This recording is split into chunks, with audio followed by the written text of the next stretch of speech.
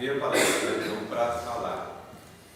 E é interessante, essa é a minha segunda palestra que eu escrevo, na verdade, e o processo de fazer palestra é um processo de aprendizado muito legal, porque para eu preparar uma palestra eu tenho que ler, estudar, ver, né, sobre o assunto, e eu só coloco na palestra o que faz sentido para mim. Então, assim, é um reforço de tudo que eu acredito. E então eu agradeço muito vocês por estarem aqui, porque vocês estão contribuindo comigo, na verdade. Se eu conseguir passar alguma coisa para vocês, eu espero que eu consiga, muito bom, mas anteriormente eu já agradeço vocês por me dar essa oportunidade de aprender um pouco mais, tá? Bom, a palestra de hoje, o nome dela é As Pedras do Caminho. Nós vamos conversar um pouco hoje sobre os caminhos que a gente tem pela frente, né? Todo mundo tem um caminho a seguir. Muitas vezes esse caminho tem momentos muito bons, a maioria das vezes, acredito, os caminhos são suaves, são gostosos, mas em alguns momentos algumas pedras param na nossa frente. Às vezes algumas pedras maiores, outras menores, e a grande questão é como nós vamos lidar com essas pedras. O que nós vamos fazer com elas quando elas se apresentarem na nossa frente. Então, vamos lá. No meio do caminho. No meio do caminho tinha uma pedra. Tinha uma pedra no meio do caminho. Tinha uma pedra. No meio do caminho tinha uma pedra. Nunca me esquecerei desses acontecimentos na vida de minhas retinas tão cansadas. Nunca me esquecerei que no meio do caminho tinha uma pedra no meio do caminho.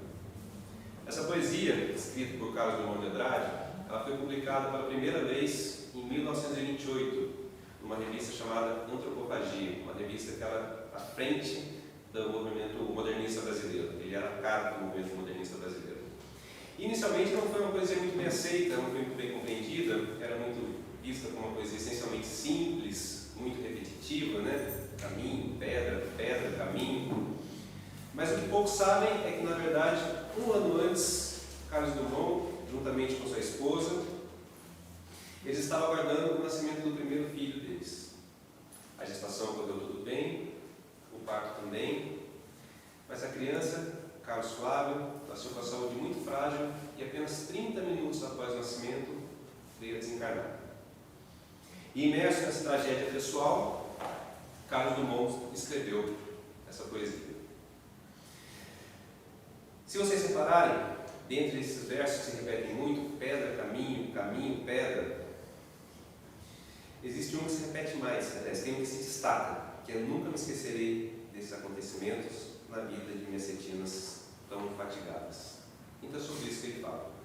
Ele fala sobre esse processo de perda dele. E se vocês separarem, com as mesmas letras que nós escrevemos pedra, nós escrevemos a palavra perda. Então, quando a gente lê, a gente pode pensar, no meio do caminho tinha uma perda no meio do caminho. Esse é o tema da palestra de hoje.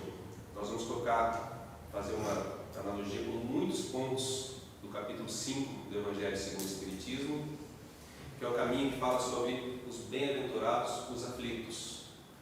É um capítulo tão importante, o caminho que fala das dores, né? A gente pensa bem-aventurados os aflitos, então vai falar do Sermão do Monte. Na verdade não, ele fala das dores.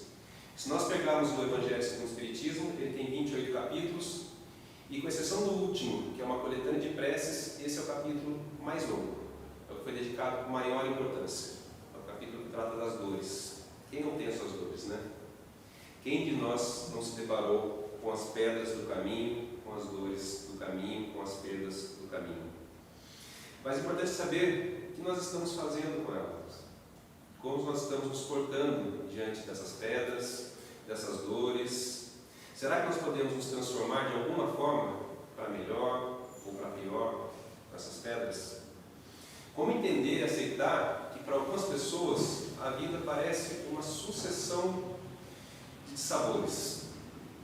Nascimentos em locais difíceis, em meia pobreza, nascimentos em famílias complicadas, doenças sucedendo uma outras, perdas de familiares. E por outro lado, para outras pessoas, a vida parece uma sucessão de bons fatos. nascer na riqueza, na alegria, somente fatos bons. Será que tudo isso, essas diferenças entre as pessoas, podem ser atribuídas simplesmente à sorte? Será que Deus, já que Ele é tão justo, será que Ele iria escolher qual dos seus filhos iam ser sorteados com a sorte? Quais teriam o azar? Isso não faz muito sentido, né? Então hoje nós vamos abordar essa temática à luz da doutrina espírita. E vamos falar das dores que, segundo Mário de Andrade, não advêm das coisas vividas, mas daquelas que foram sonhadas e não se cumpriram. Tudo aquilo que a gente sonhou e não aconteceu. Das dores incompreensíveis, né? Das dores das perdas. Como explicar para o pai, para a mãe, a perda de um filho?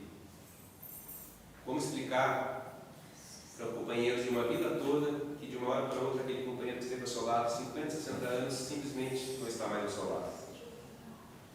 As dores das doenças, as doenças que às vezes de um dia para o outro tiram a nossa saúde e colocam a gente numa cama, dependendo de outras pessoas.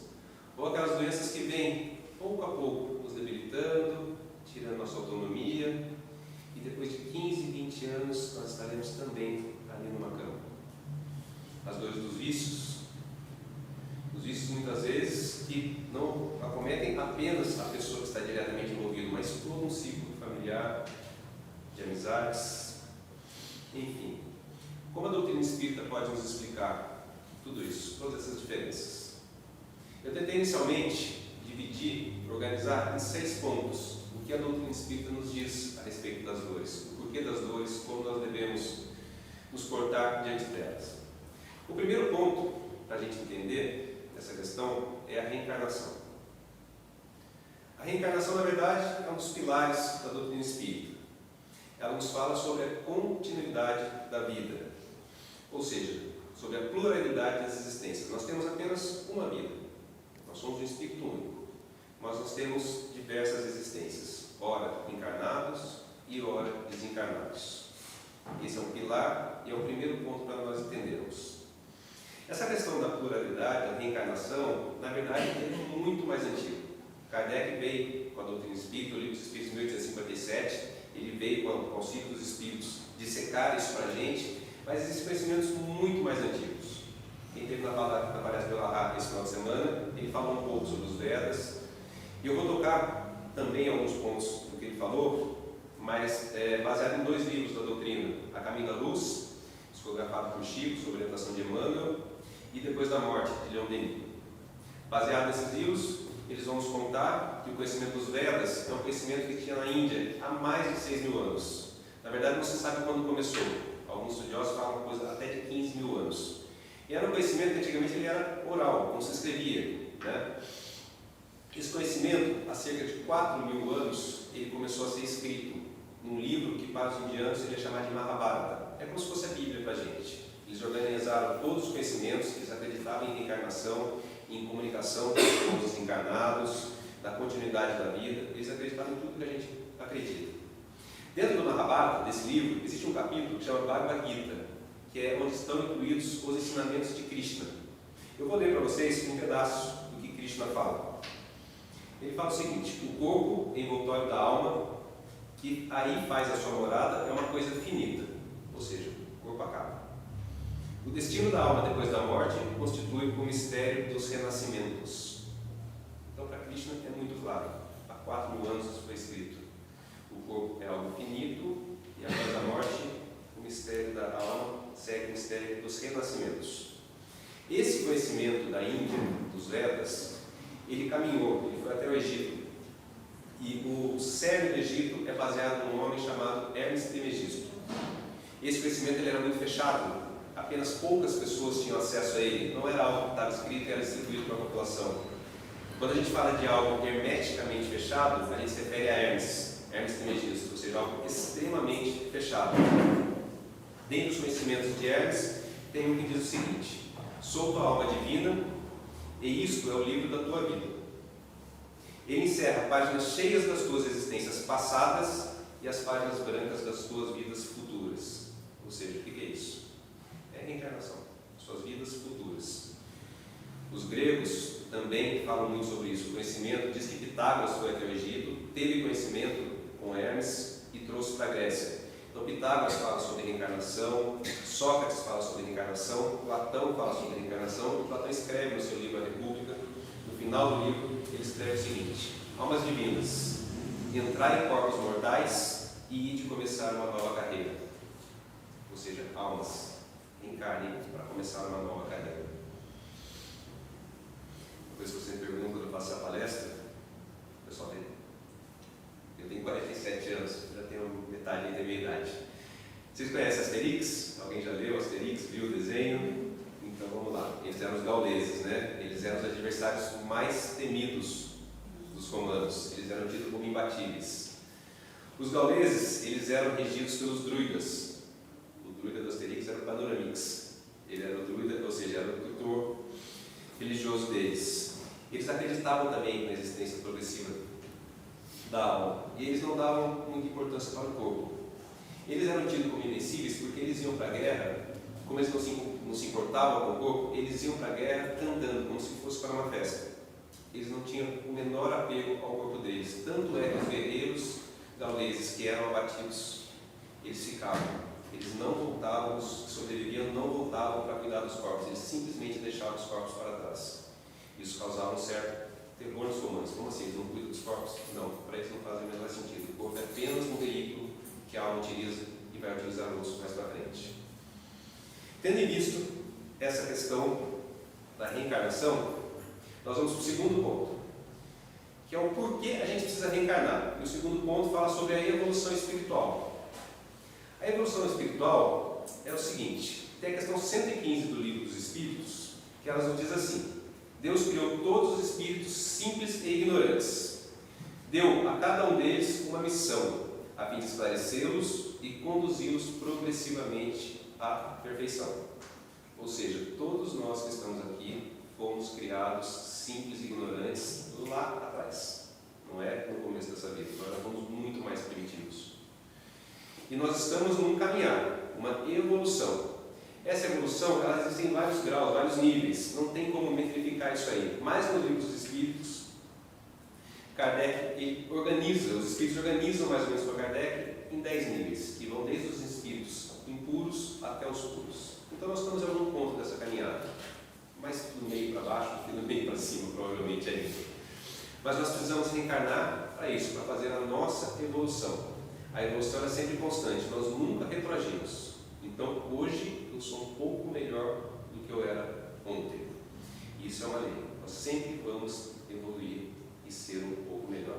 Às vezes a gente erra um pouquinho e a gente vai parar lá na frente, mas isso lá para frente eu explico. Uma questão importante da reencarnação é o seguinte: todos nós começamos impuros e vamos chegar em algum momento lá na pureza. Lembrando o seguinte: seremos espíritos perfeitos?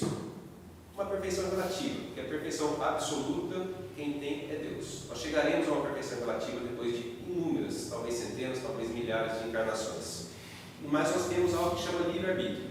Então, o caminho, o começo é o mesmo, o final é o mesmo, mas o caminho, cada um vai fazer do seu jeito, de acordo com o seu livre-arbítrio. Alguns terão um caminho mais rápido, se estiverem mais certo, e o mais certo é no caminho do amor. Alguns irão, farão curvas, darão estacionada, terão um caminho um pouco mais lento. Mas o final para todos é a perfeição. Tendo a certeza que nós reencarnamos e que nós temos a questão da evolução espiritual, nós vamos para o terceiro ponto. O terceiro ponto é o seguinte: aí a gente começa já um pouquinho a falar das pedras. É a justiça e a causa das nossas aflições. Se nós temos em mente que Deus é justo e que Ele é amor e que Ele programa para todos um caminho que tem o mesmo começo e o mesmo fim, Ele atua como um pai para nós, como um pai generoso, que quando vê o filho desviar da rota, às vezes ele precisa recorrigir, recolocar. É como se a gente desse um puxãozinho de orelha no nosso filho para colocar ele na rota de novo. Então o que a gente pode entender é que as dores dessas vidas são causadas muitas vezes por nós mesmos. Nós mesmos somos os responsáveis pela maioria das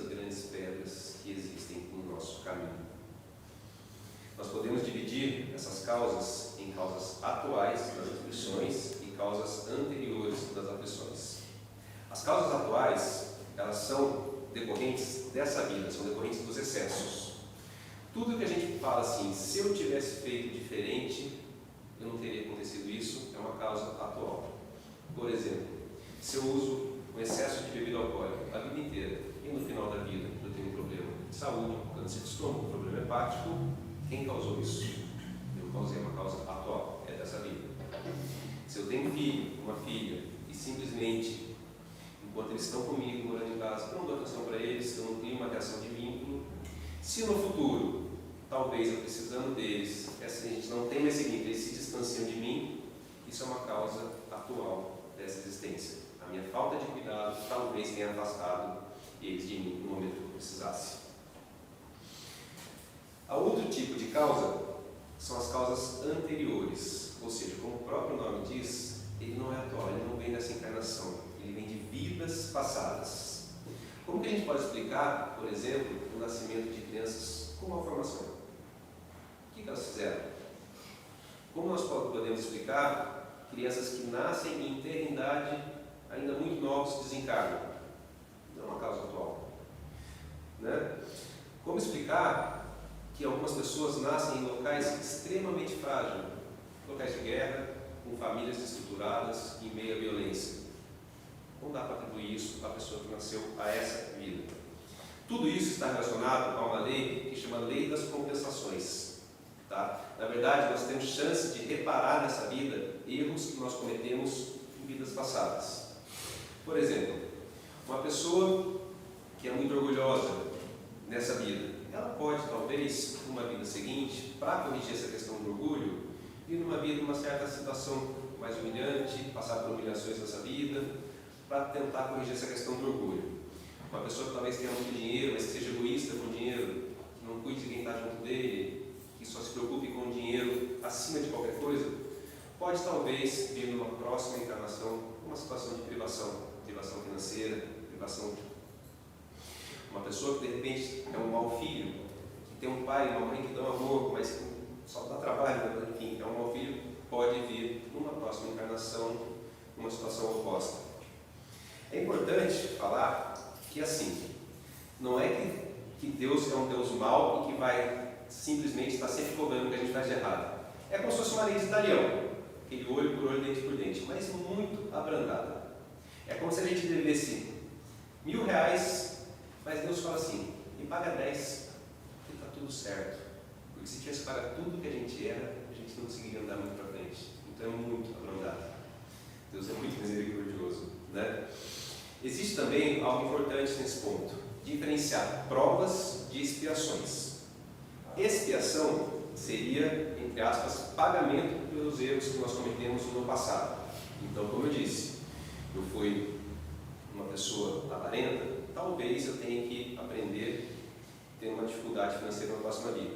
Mas existem as provas também. Para que o espírito possa evoluir, ele precisa ser provado em várias situações. Então, a pobreza pode ser uma prova? Sim, como que eu vou reagir a uma situação difícil de pobreza? Pode ser. A riqueza, por incrível que pareça, mas a riqueza é uma prova, e das mais difíceis. Porque não é tão simples uma pessoa que tem tudo o que precisa de material, tudo que você pode ter na vida de felicidade, essa pessoa a se resignar, se voltar para Deus, se voltar para quem está precisando do seu lado. Então, por incrível que pareça, a riqueza também é uma prova. Então, assim, nós temos as provas e as expiações. O quarto ponto, a partir do momento que a gente já entendeu que a gente reencarna, que a gente precisa reencarnar para poder evoluir, e que dentro da evolução nós temos as nossas provas e expiações, nós vamos entender a questão do planejamento reencarnatório. O planejamento reencarnatório é o seguinte: quando nós estamos desencarnados, já prestes a reencarnar, nós temos acesso aos nossos mentores, aos nossos guias, e nós vamos planejar, ainda desencarnados, quais serão justamente as nossas provas e expiações da próxima vida.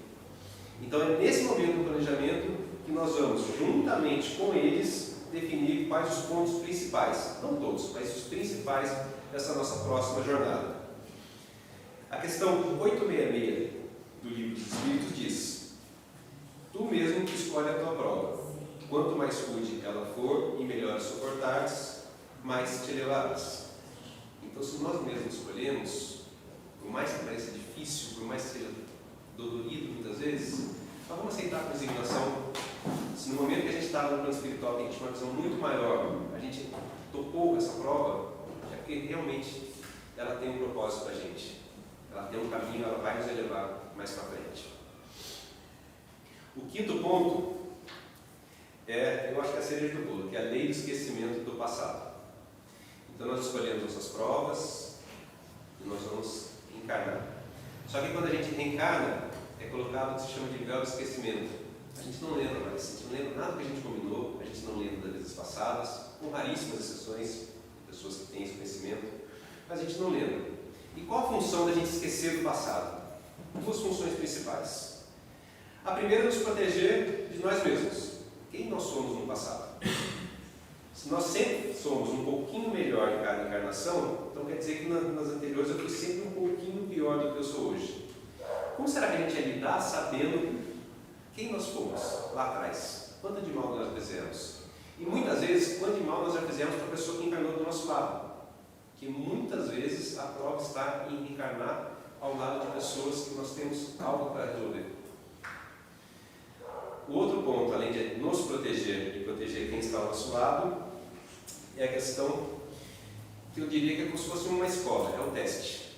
Enquanto estamos no plano espiritual, nós sabemos tudo o que nós devemos fazer. Nós estamos lá com os nossos guias, que são nossos professores, nós temos todas as respostas, é como se tivéssemos um livro aberto à nossa frente, e quando nós encarnamos, o professor fala para a gente: agora nós vamos fazer o teste, vamos ver se você sabe mesmo o que você está dizendo que você sabe. Eu sou seu guia, eu não vou estar mais disponível todo o tempo. Não significa que eu estarei afastado, mas você não vai ter esse acesso tão fácil a mim. E o livro que está aberto, nós vamos fechar. Vamos lá, prova para mim que você aprendeu. Então é por isso que nós temos o véu do esquecimento. Existe uma questão, a 621 do Livro dos Espíritos, que fala o seguinte: bom, existe algum manual, né? Como é que a gente é largado nessa vida sem manual nenhum? Como é que eu vou ter o nosso caminho? E a pergunta é: onde está o manual? Existe uma lei de Deus? Existe essa lei para a gente seguir? Como eu posso encontrá-la? Onde está escrita a lei de Deus? Questão 621 do Livro dos Espíritos. E a resposta é: na consciência. Então existe. Nós temos um guia, e o nosso guia está dentro da gente, a nossa consciência. Nós podemos enganar, ou tentar enganar a todo mundo. Quem está ao nosso lado, quem está distante, mas nós mesmos, a gente sabe o que a gente faz certo e o que a gente faz de errado. Então, o nosso guia é a nossa consciência. E além da consciência, nós temos também o nosso mentor espiritual, que está sempre ali, sempre perto. Às vezes a gente afasta um pouco ele da gente, mas ele volta. E ele nos orienta, os sonhos, nas intuições. Então está tudo guardado para a gente. Nós temos é só seguir o que a gente sabe que é certo, a nossa vozinha da consciência. Elahá, ele tem uma palestra muito interessante. Ele não falou isso na semana dela, então eu vou falar para vocês, fazer um micro resumo. Se chama A Dor e os 5 Abrigos de Deus. Ele fala o seguinte: nos momentos das dores, nós estamos desamparados, nós temos algum abrigo. E ele fala que sim, nós temos 5 abrigos. O primeiro abrigo, na verdade, é a família. A família é o primeiro afeto, né? E são as orientações que, teoricamente, nós vamos levar por toda a vida. Teoricamente, nós temos a família ao nosso lado sempre. Mas a gente sabe que nem sempre é assim. Algumas vezes a gente não se dá bem com um familiar ou com outro, a gente acaba se afastando, ou a gente não tem mais próximo uma questão de desencarne, enfim. O que acontece quando a gente não tem esse primeiro abrigo da família? Nós temos o segundo, que são os amigos. Os amigos, na verdade, são a família que nós escolhemos, né? São as pessoas que a gente simpatiza, a gente tem empatia e que a gente abraça como se fosse uma família.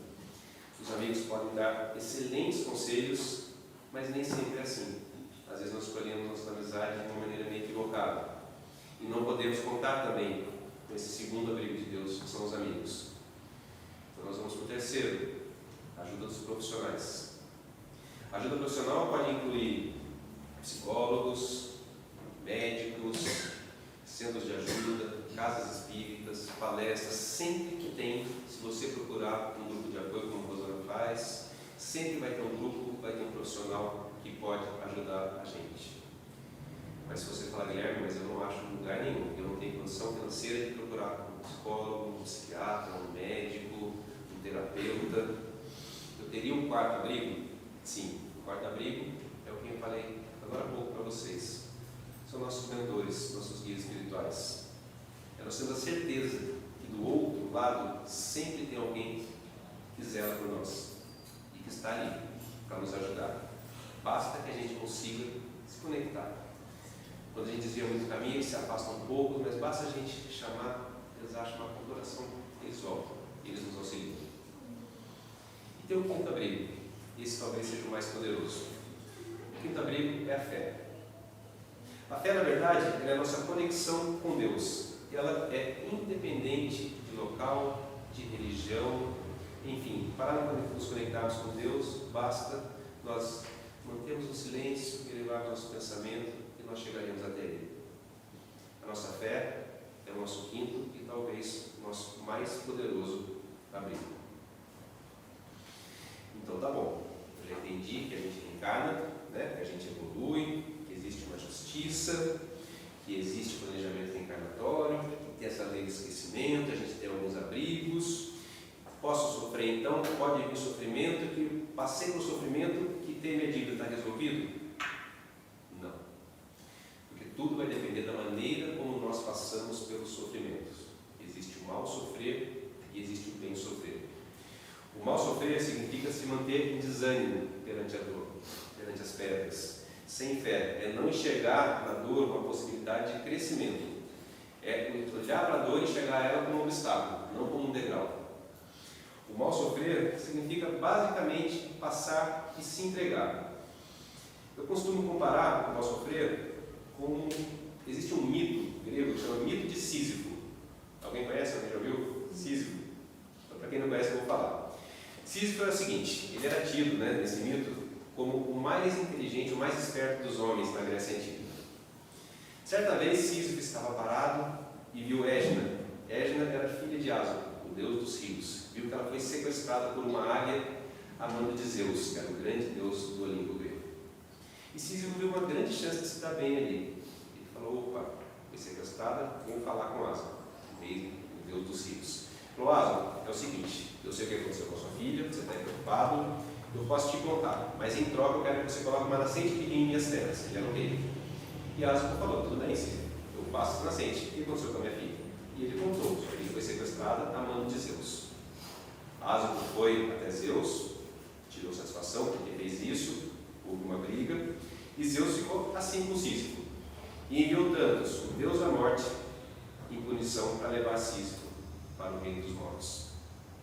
Sísifo, muito esperto, quando viu Tânatos, olhou para Tânatos e falou, ó Tânatos, como és poderoso, você que vai me levar e agora a riqueza de nada mais importa, eu gostaria de te dar um presente. Você aceita 2 pulseiras e uma corrente de ouro? Tânatos, todo vaidoso, aceitou. Sísifo colocou 2 pulseiras e a corrente. Na verdade era uma algema. Então Sísifo algemou a morte e enganou pela primeira vez. Com Tânatos preso, as pessoas não mais morriam e a guerra não fazia mais sentido. Então Hades, o deus da guerra, ficou enfurecido e foi falar com Zeus. Zeus, por que as pessoas não morrem mais? Eu não faço mais sentido. Se eu sou o deus da guerra, sem morte não há guerra, o que está acontecendo? E aí Zeus foi descobrir que Tânatos havia sido preso por Sísifo. Soltou Tânatos e ordenou, agora você vai e faça o seu trabalho de forma correta. Leve Sísifo para o mundo dos mortos, mas não se deixe enganar. Sísifo estava na casa dele e viu Tânatos chegando. Falou, dessa vez eu não vou conseguir enganar. Rapidamente ele se virou para a esposa dele e falou, olha, eu vou, mas não enterre meu corpo, deixe ele ao relento. E Sísifo foi com Tânatos. Chegando no mundo dos mortos, ele encontrou com Hades. Hades, deus da guerra, agora Hades, deus dos mortos. E Hades recebeu Sísifo e Sísifo começou a falar para ele, Hades, eu estou inconformado. Como que eu venho para cá e minha esposa não cuida do meu corpo? Isso é um absurdo. Eu gostaria de voltar lá para falar com ela. E Hades falou, não, de maneira nenhuma, você já está aqui, você já está no Tártaro, no reino dos mortos, você não vai voltar. Mas Sísifo tanto insistiu, que Hades falou, vou fazer uma exceção, vá falar com a sua esposa, eu entendo o seu lado, mas seja muito breve, estarei de olho. E Sísifo teve a chance de voltar ao mundo dos vivos. Ele foi até a esposa dele e, obviamente, escapou. Pela segunda vez, ele enganou a morte. E Sísifo teve uma vida muito longa e foi, na verdade, morrer em idade bem avançada. Mas, ao morrer, ele teve uma punição muito pior do que a morte. Sísifo foi condenado a, por toda a eternidade, ele tinha que rolar uma pedra enorme, da base de uma montanha até o alto dessa montanha. Então ele pegava essa pedra e ia rolando. Ele chegava lá em cima, as forças dele se esgotavam e a pedra rolava para baixo. E Sísifo voltava. E tinha que levar de novo essa pedra até lá em cima, quando chegava lá em cima, ela voltava. E pela eternidade, ele foi condenado a isso.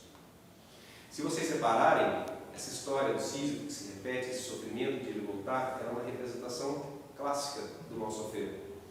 Ela simboliza o quê? O indivíduo que não consegue passar e aprender com a dor. Ele vai, sofre e volta. Então é o que eu digo, não basta sofrer, nós temos que aprender, nós temos que viver o bem sofrer, não o mal sofrer. O bem sofrer é o contrário do mal sofrer, é passar a dor com resignação, é aprender com a dor. Tudo que a gente não fez no mal sofrer, nós vamos fazer agora no bem sofrer. É fácil? Não é. As dores são pesadas muitas vezes, mas nós temos que aprender com elas. Mesmo que muitas vezes nós precisamos chegar lá no fundo do poço e ficar lá um pouquinho. Mas a gente sabe que lá no fundo tem um chão para a gente poder se reerguer. Então o mal sofrer é isso. Não significa que eu vou passar muito fácil pelas dores, que tudo é muito tranquilo, não. Significa que nós vamos encarar as dores e vamos nos reerguer. Como diz Mateus no capítulo 7, versículo 25, caiu a chuva, transbordaram os rios, sopraram os ventos e se deram contra aquela casa. Mas ela não caiu, pois estava alicerçada sobre a rocha. Então o bem sofrer é sermos a casa sobre a rocha. Que cai a chuva, que transbordem os rios, que os ventos batam contra a gente. Que bem, vento, a gente não vai cair. Nós estamos ali, alicerçados sobre a rocha. Paulo tem uma passagem do livro Paulo e Estevão muito interessante. Logo após ele ter o encontro no deserto com Jesus, ele se converteu ao cristianismo, ele que era um perseguidor dos cristãos.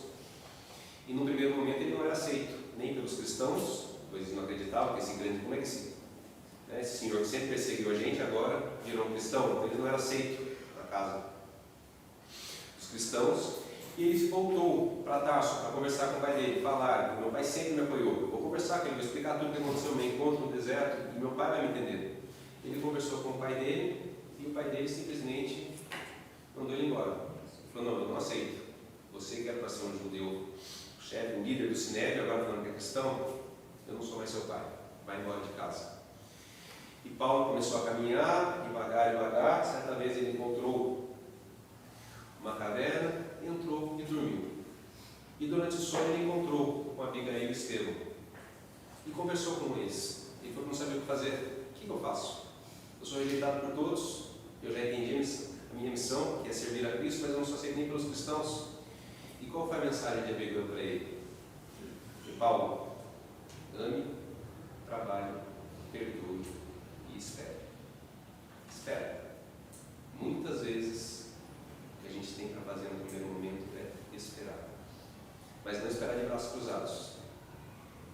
Vamos amar ao próximo, amar a nós mesmos, amar a todos que estão ao nosso lado. Vamos nos manter em trabalho. Eu não digo apenas trabalho comum, mas se manter em movimento, não podemos ficar parados.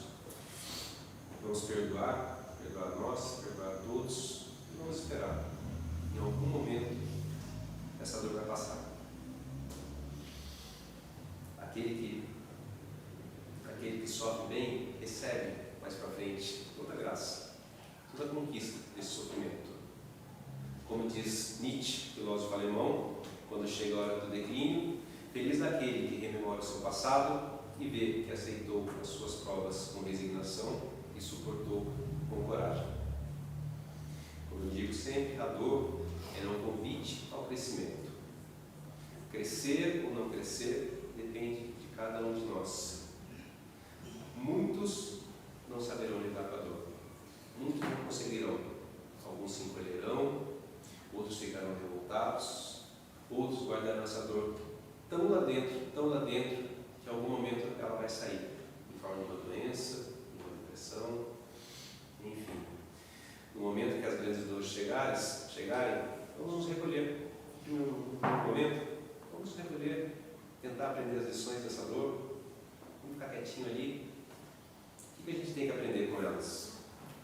E vamos confiar sempre na lei da vida. Ela é feita por Deus. Quem ama mais a gente do que Deus?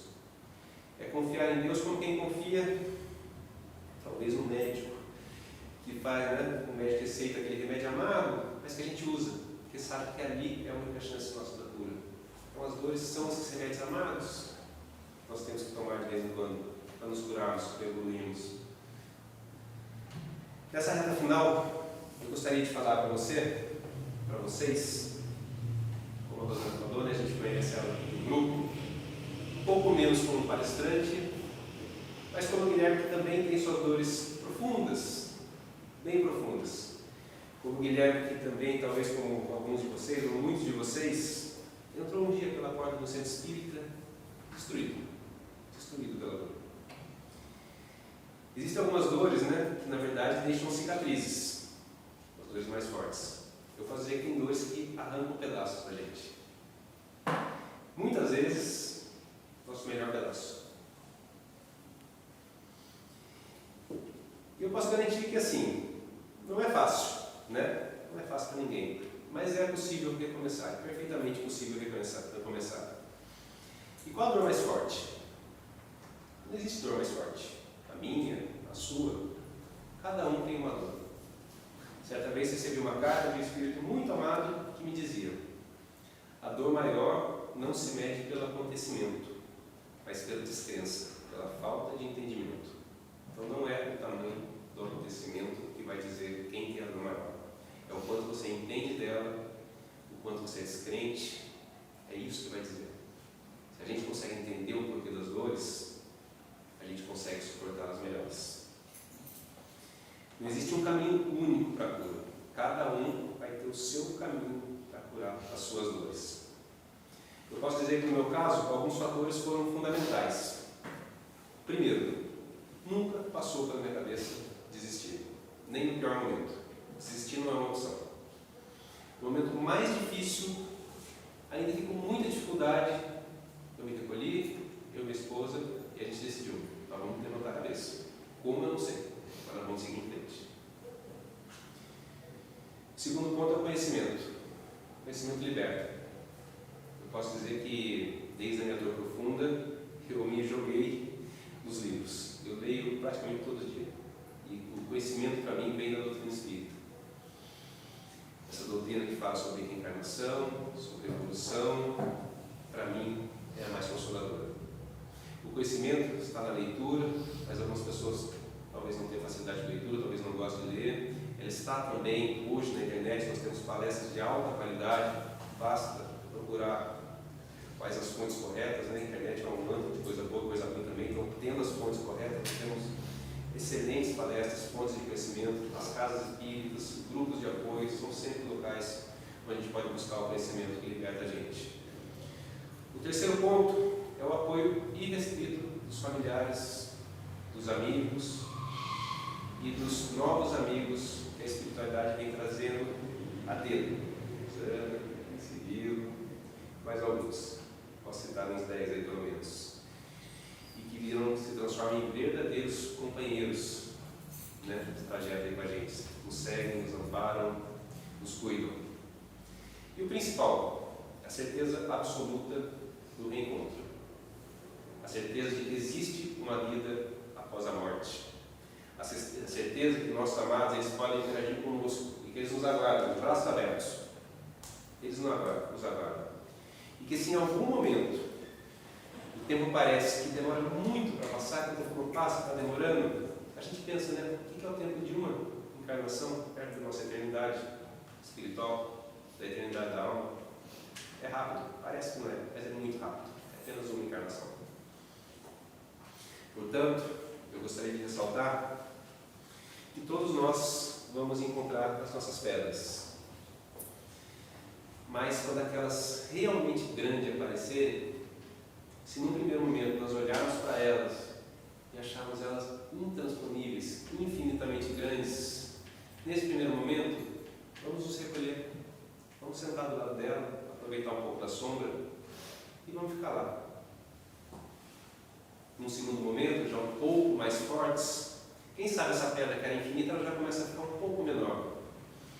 A gente não consegue ainda passar por ela, mas quem sabe um pouco mais forte, a gente com toda a força consegue empurrar um pouquinho para o lado. Empurrando ela para o lado, a gente enxerga que do outro lado tem um caminho. A gente não consegue acessar esse caminho, a gente não consegue chegar até ele. Mas a gente enxerga, existe algo ali na frente. A gente volta a se recolher. Aproveita da sombra dela. Entende um pouco mais. Ganha mais força. Num terceiro momento, essa pedra, que era grande, ela ficou um pouco menor. Ela não é mais tão rígida. A gente consegue até quebrar essa pedra. Consegue quebrar em pedaços pequenos. Consegue passar por eles. Se quiser, consegue até seguir em frente e largar esses pedaços para trás. Mas o mais bonito é o quarto momento. É quando a gente não segue em frente e larga esses pedaços para trás. É quando a gente olha para trás e vê beleza nesses pedaços de pedras. Pega um por um e utiliza eles para pavimentar os nossos próximos caminhos. Esse é o momento mais bonito. E essa é a minha mensagem de hoje.